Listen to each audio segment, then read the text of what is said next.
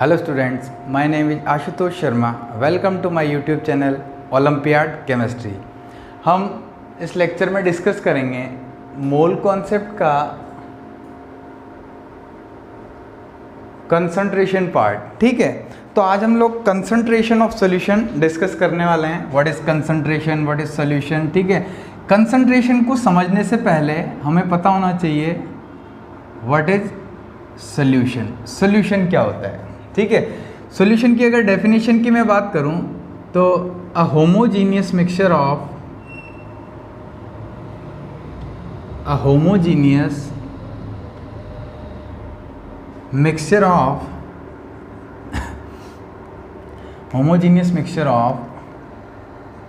solute and solvent is known as solution. उसी को हम क्या बोल देंगे, सॉल्यूशन. मतलब सॉल्यूट और सॉल्वेंट जहाँ पर मिक्स होंगे उसी को हम सॉल्यूशन बोल देते हैं. अब व्हाट इज सॉल्यूट, तो देखो जनरली ऐसा बोला जाता है कि जो सॉल्यूशन में कम अमाउंट में प्रेजेंट होगा वो क्या होगा, सॉल्यूट. जनरली ऐसा बोला जाता है. ठीक है, और जो लार्ज अमाउंट में प्रेजेंट होगा वो क्या हो जाएगा अपने पास, solvent. Is it clear. For example अगर मैं आप लोगों से कहूं एक्वेस सॉल्यूशन ऑफ NaCl, तो यहाँ पर इस सॉल्यूशन में NaCl क्या है, कम क्वांटिटी में होगा. ठीक है, मतलब वाटर के अंदर डिसॉल्व होगा ऐसा बोल सकते हैं. तो यहाँ पर NaCl को मैं क्या बोल सकता हूँ, सोल्यूट. और एक्वस मतलब होता है, एक्वा मतलब होता है वाटर. क्या होता है, वाटर. और वाटर यहाँ पर किसकी तरह बिहेव कर रहा है, सॉल्वेंट की तरह. ठीक है, तो यहाँ पर जो सॉल्यूशन है वो भी दो टाइप के होते हैं. मतलब ऐसा मान सकते हो एक्वस और नॉन एक्वस. एक्वस वो होंगे जिनमें जो सॉल्वेंट होगा वो वाटर होगा, और नॉन एक्वस सॉल्यूशन वो होंगे. ऐसा मान सकते हैं कि जो सॉल्यूशन है अपने पास, there are two types of solution, aqueous solution and non aqueous solution. ठीक है, एक्वस सॉल्यूशन और नॉन एक्वस सॉल्यूशन. एक्वस में जो सॉल्वेंट होगा वो कौन होगा, इसमें सॉल्वेंट क्या हो जाएगा, वाटर. और जो नॉन एक्वस है उसमें जो सॉल्वेंट होगा वो क्या होगा, वो होगा अदर देन वाटर. वाटर के अलावा कोई और सॉल्वेंट होगा. ठीक है, वाटर के अलावा और जो सॉल्वेंट होते हैं लाइक इथेनॉल हो सकता है, मिथेनॉल हो सकता है, एसीटोन हो सकता है, ये सब क्या होते हैं, सॉल्वेंट होते हैं. ठीक है, तो ये बात हुई सॉल्यूशन की. अब अगर मैं बात करूं कंसंट्रेशन टर्म की, तो देखो मोल कॉन्सेप्ट का बहुत अच्छा और बहुत इंपॉर्टेंट टॉपिक होता है अपने पास कंसंट्रेशन. कंसंट्रेशन टर्म्स जो होती हैं वो बहुत इंपॉर्टेंट टॉपिक है, क्योंकि कंसंट्रेशन से रिलेटेड काफ़ी सारे न्यूमेरिकल्स हमको देखने को मिलते हैं. या तो स्टोइकियोमेट्री बहुत इंपॉर्टेंट है या फिर कंसंट्रेशन टर्म बहुत इंपॉर्टेंट है. अब अगर मैं बात करूं कंसंट्रेशन की, व्हाट इज कंसंट्रेशन, तो सॉल्यूशन आप लोगों को पता चल गया है कि सॉल्यूशन क्या होता है. ठीक है, मैं बात करता हूं कंसंट्रेशन की. कंसंट्रेशन क्या होती है एक्चुअल में, किसी सॉल्यूशन के अंदर, एक फिक्स सॉल्यूशन के अंदर यूनिट अमाउंट जो सॉल्यूट होगा उसी को हम क्या बोलते हैं, कंसंट्रेशन. अब ये क्या करते हैं हम 100 ग्राम के अकॉर्डिंग कैलकुलेट कर सकते हैं, या फिर डिफरेंट टर्म्स की रेस्पेक्ट में हम इसको रिप्रेजेंट करते हैं, डिफरेंट टर्म्स में रिप्रेजेंट करते हैं. कैसे, what is the definition of concentration, तो हम बोल सकते हैं amount of solute present in unit amount of solution at fixed temperature. एक फिक्स टेम्परेचर पर. ठीक है, एक फिक्स टेम्परेचर पर. ऐसा हम क्यों ले रहे हैं, फिक्स टेम्परेचर हम क्यों कर रहे हैं, क्योंकि हो सकता है सॉल्यूशन का वॉल्यूम गिवन हो और टेम्परेचर चेंज करने पर क्या होता है, वॉल्यूम चेंज हो जाता है. और अगर वॉल्यूम चेंज हो जाएगा तो कंसंट्रेशन भी चेंज हो सकती है. ठीक है, कंसंट्रेशन चेंज हो जाएगी. अब मैं बात करूं कंसंट्रेशन के टाइप्स की, कितने टाइप से इसको रिप्रेजेंट किया जा सकता है. तो देखो जो कंसंट्रेशन है इसको हम दो ग्रुप में डिवाइड कर देते हैं, ठीक है। Group A and group B. ठीक है, ग्रुप ए में जो कंसंट्रेशन टर्म्स आएंगी वो क्या होंगी, मास रिलेटेड। वो कैसी होंगी, मास से रिलेटेड होंगी, और क्या होंगी, टेम्परेचर इंडिपेंडेंट। क्या मतलब होता है इनका, देखो जो मास रिलेटेड कंसंट्रेशन टर्म्स होंगी, ठीक है, जैसे जहाँ पर हम मास ऑफ सॉल्यूशन लेंगे वहाँ पर टेम्परेचर का कोई इफेक्ट नहीं होगा। क्यों, क्योंकि टेम्परेचर वॉल्यूम को चेंज करता है, मास को चेंज नहीं करेगा। तो अगर टेम्परेचर मास को चेंज नहीं करेगा तो कंसंट्रेशन भी चेंज नहीं होगी। तो इस टाइप की जो कंसंट्रेशन टर्म्स होती हैं वो होती है मास रिलेटेड, और टेम्परेचर का कोई इफेक्ट इन पर नहीं होता है, ये होती हैं टेम्परेचर इंडिपेंडेंट। ठीक है, और दूसरी जो होती हैं वो होती हैं ग्रुप बी में आएंगी, वो होती हैं वॉल्यूम रिलेटेड। कौन सी, वॉल्यूम रिलेटेड कंसंट्रेशन टर्म, और ये क्या होंगी, टेम्परेचर डिपेंडेंट, टेम्परेचर डिपेंडेंट। ठीक है, अब अगर मैं बात करूं टेम्परेचर इंडिपेंडेंट कौन कौन सी कंसंट्रेशन टर्म होती हैं, तो फर्स्ट होती है वेट बाय वेट परसेंटेज। ठीक है, सेकंड होगा अपने पास मोल फ्रैक्शन, थर्ड होगा अपने पास मोलेलिटी, और फोर्थ होगा अपने पास parts per million. Clear, PPM, parts per million. Clear, तो टेम्परेचर इंडिपेंडेंट में फर्स्ट है weight by weight percent, second है मोल फ्रैक्शन, थर्ड है मोलेलिटी, फोर्थ है पीपीएम। Is it clear. जो टेम्परेचर डिपेंडेंट हैं उसमें फर्स्ट है अपने पास volume by volume percentage, concentration term. Second है अपने पास weight by volume percentage. Third है अपने पास very important which is molarity, and fourth also important which is normality. ठीक है, मैं आप लोगों को बता देता हूँ जो parts per million concentration term है और जो नॉर्मेलिटी है, ये दोनों हम नेक्स्ट चैप्टर जिसको हम बोलते हैं इक्विवेलेंट कॉन्सेप्ट, उसमें हम डिस्कस करेंगे। Is it clear. तो हम कंसंट्रेशन टर्म्स को एक्सप्लेन करना स्टार्ट करते हैं। तो यहाँ पर फर्स्ट क्या है अपने पास, जो फर्स्ट है वो है अपने पास weight by weight concentration term. It is denoted by W by W percentage. It is denoted by W by W percentage. तो यहाँ पर अगर मैं बात करूँ फर्स्ट, तो वह है ग्रुप ए। ग्रुप ए की जो कंसंट्रेशन टर्म्स है उसमें फर्स्ट क्या है अपने पास वेट बाय वेट परसेंटेज। ठीक है, इसको रिप्रेजेंट करेंगे W by W परसेंट से। क्या मतलब होगा, क्या क्या डेफिनेशन होगी, तो देखो इधर amount of solute present in 100 gram of solution is known as W by W percentage concentration term. अगर मैं इसके फॉर्मूला की बात करूं W by W परसेंट की, तो वो क्या हो जाएगा, वेट ऑफ सोल्यूट, सोल्यूट का weight divide by weight of solution into 100। ये अपने पास इसका फॉर्मूला होगा। इसको एग्जांपल के थ्रू मैं एक्सप्लेन करता हूं। For example, if 50 gram NaCl is dissolved in or mixed in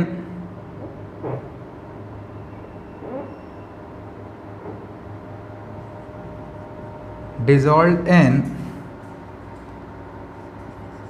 150 gram of water, then calculate W/W percentage. ठीक है, अपने को क्या करना है, W/W परसेंटेज कैलकुलेट करनी है। तो देखो यहाँ पर NaCl का एक्वस सोल्यूशन है, तो यहाँ पर NaCl क्या हो जाएगा, किसकी तरह बिहेव करेगा, सोल्यूट की तरह। और यहाँ पर वाटर आपको दिया हुआ है, वाटर किसकी तरह बिहेव करेगा, सॉल्वेंट की तरह। लेकिन आपका जो फॉर्मूला है W/W परसेंटेज का, वहाँ पर आपको क्या चाहिए, वेट ऑफ सोल्यूशन। क्या चाहिए, weight of solute upon weight of solution. तो वेट ऑफ सोल्यूट तो आप लोगों को पता है क्या हो जाएगा, 50 ग्राम। लेकिन वेट ऑफ सोल्यूशन की बात करो तो वो क्या हो जाएगा, solute plus solvent is equal to क्या होता है, सोल्यूशन। तो मैं क्या लिख सकता हूँ, सोल्यूट 50 और सॉल्वेंट 150 ग्राम और इनटू क्या हो जाएगा 100। तो बोलो क्या वैल्यू आ जाएगी, 25 वेट बाय वेट परसेंटेज। ये आपका आंसर होगा। Is it clear? ठीक है।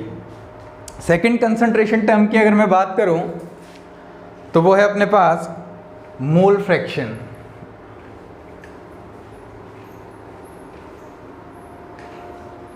सेकंड कंसंट्रेशन टर्म में अपने पास मोल फ्रैक्शन। देखो मोल फ्रैक्शन क्या होगा,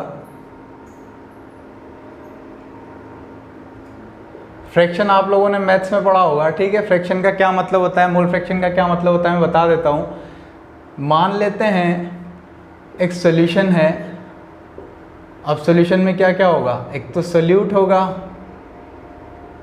और एक सॉल्वेंट होगा। मान लेते हैं ये दो कंपोनेंट हैं इसके अंदर, component A and component B.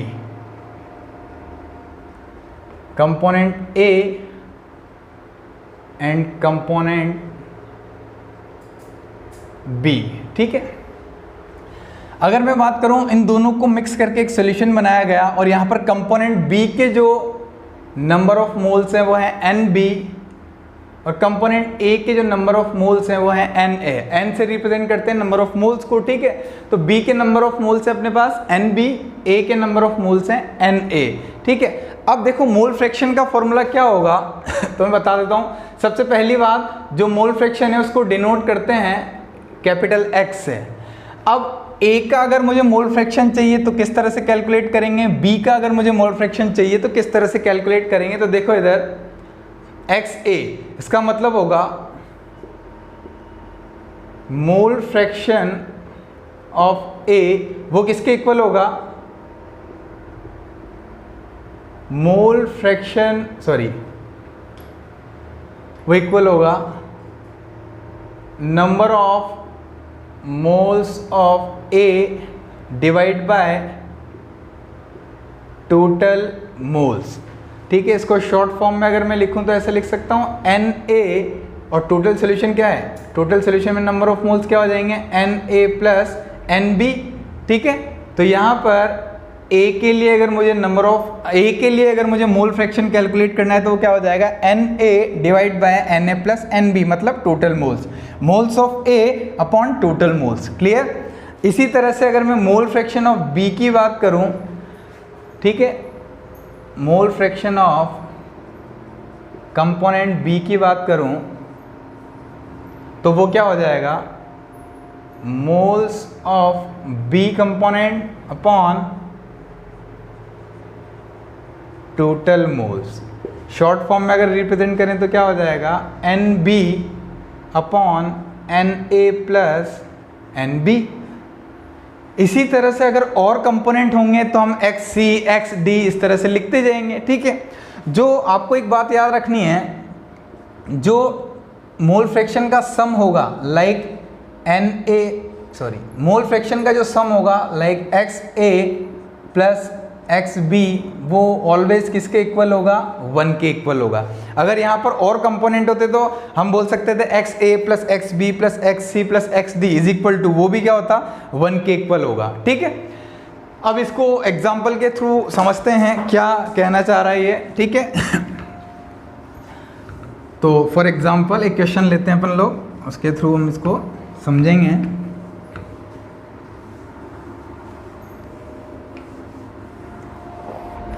$30 ग्राम, ठीक है, for example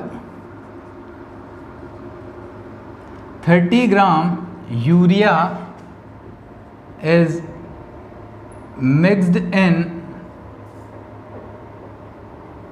45 gram of water,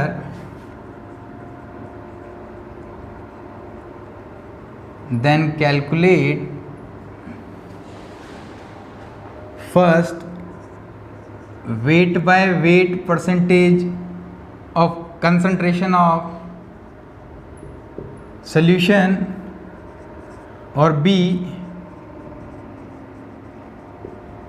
mole fraction of urea, urea के मोल फ्रैक्शन आपको बताने हैं, ठीक है। अब इस क्वेश्चन में क्या करेंगे, सबसे पहले W/W कैलकुलेट कर लेते हैं। तो A अगर फर्स्ट सोल्यूशन हम देखते हैं तो W/W percentage is equal to क्या हो जाएगा, वेट ऑफ सोल्यूट, कितना दे रखा है यूरिया का weight 30, divide by weight of solution कितना हो जाएगा 75 ग्राम इंटू 100, 4, 3, 10, ये कितना हो जाएगा 40%। क्लियर, ठीक है। इसके बी पार्ट को अगर सॉल्व करते हैं तो देखो मोल फ्रैक्शन के लिए सबसे पहले आपको मोल कैलकुलेट करना होगा। मोल में सेकंड लेक्चर में, मोल कॉन्सेप्ट के सेकंड लेक्चर में क्लियर कर चुका हूँ, ठीक है। आप लोगों को, अगर आप लोगों ने नहीं देखा हो तो आप लोग देख सकते हैं, ठीक है। हमें मोल कॉन्सेप्ट के सेकंड लेक्चर में उसको क्लियर कर चुके हैं, कैसे number of moles find out करेंगे।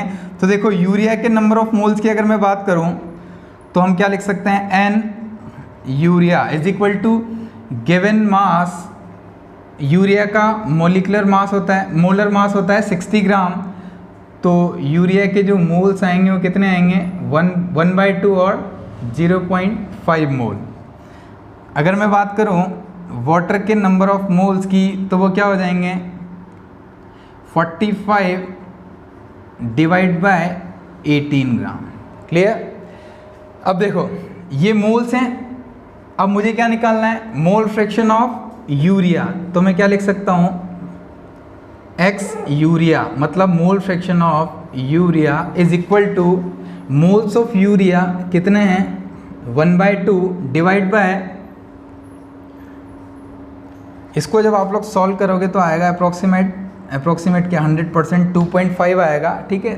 2.5 मोल्स, यहाँ पर ये क्या हो जाएगा 2.5 प्लस 1/2 को मैं क्या लिख सकता हूँ 0.5, यहाँ पर भी क्या हो जाएगा 0.5, तो ये क्या आ जाएगा 0.5 डिवाइड बाय 3। ये क्या है इसके मोल fraction of urea. Is it clear, urea के मोल फ्रैक्शन कितने आ गए 0.5 डिवाइड बाय 3। क्लियर है, ठीक है। तो ये एग्जाम्पल के थ्रू हमने दोनों ही एक्सप्लेन कर लिए, देखो W/W भी और मोल फ्रैक्शन ऑफ यूरिया भी। तो मोल फ्रैक्शन बिल्कुल क्लियर होगा आप लोगों का। अब मैं बात करता हूं नेक्स्ट कंसंट्रेशन टर्म की, वो है अपने पास मोलेलिटी। वो क्या है अपने पास मोलेलिटी। देखो मोलेरिटी और मोलेलिटी बोथ आर डिफरेंट। जो मोलेलिटी होगी वो टेम्परेचर इंडिपेंडेंट होगी और जो मोलेरिटी है वो टेम्परेचर डिपेंडेंट होती है। तो हम third concentration term, group A में थर्ड कंसंट्रेशन टर्म की बात कर रहे हैं, वो क्या है अपने पास molality. It is denoted by small m, ठीक है। मोलेरिटी को हम कैपिटल M से रिप्रेजेंट करते हैं और मोलेलिटी को हम स्मॉल m से रिप्रेजेंट करते हैं। क्या होता है मोलेलिटी, ठीक है। तो देखो अभी तक आप लोगों ने जितनी भी कंसंट्रेशन टर्म पढ़ी है या बाद में भी जितनी भी कंसंट्रेशन टर्म पढ़ेंगे, वहां पर आप मैक्सिमम केसेस में 99% केसेस में आप लोग वॉल्यूम ऑफ सॉल्यूशन या मास ऑफ सॉल्यूशन की बात करेंगे, ठीक है। सिर्फ यही एक ऐसी कंसंट्रेशन टर्म है जहां पर हम मास ऑफ सॉल्वेंट की बात करते हैं। किसकी बात करते हैं, मास ऑफ सॉल्वेंट, ठीक है। तो अगर मैं इसका फॉर्मूले की बात करूं तो फॉर्मूला क्या हो जाएगा, मोल्स ऑफ सॉल्यूट अपॉन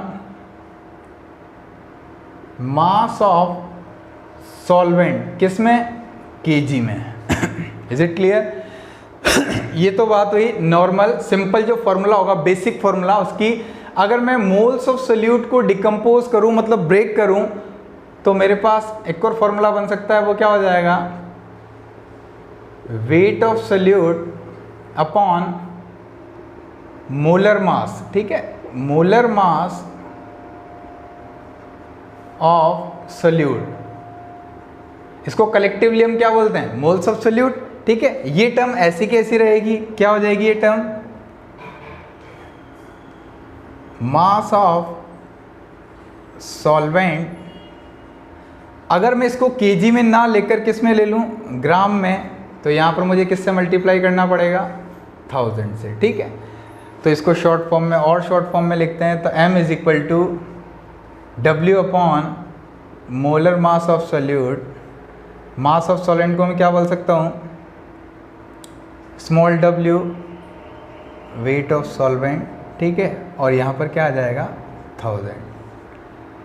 ये मोलैलिटी का फॉर्मूला है। मोलैलिटी को हम क्या बोल सकते हैं, moles of solute present in 1 kg of solvent, ठीक है। मोलैलिटी को मैं क्या बोल सकता हूँ, moles of solute present in 1 kg of solvent. Is it clear? इसको हम एक क्वेश्चन के थ्रू एक्सप्लेन करने की कोशिश करेंगे, इसको हम समझते हैं क्वेश्चन के थ्रू। वो क्या है, तो देखो इफ एक क्वेश्चन में बता देता हूँ, इसमें सारी टर्म्स क्लियर हो जाएंगी, जितना भी अभी तक हमने पढ़ा है, weight by wait, mole fraction, ये सब, ठीक है।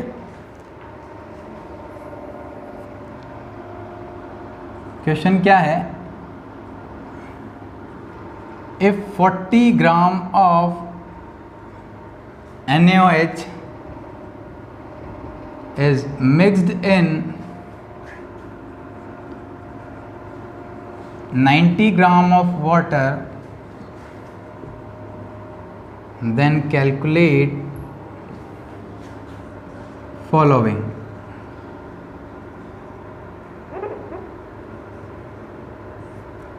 फर्स्ट है अपने पास W/W परसेंटेज, B है अपने पास mole fraction of both solute and solvent, और थर्ड है अपने पास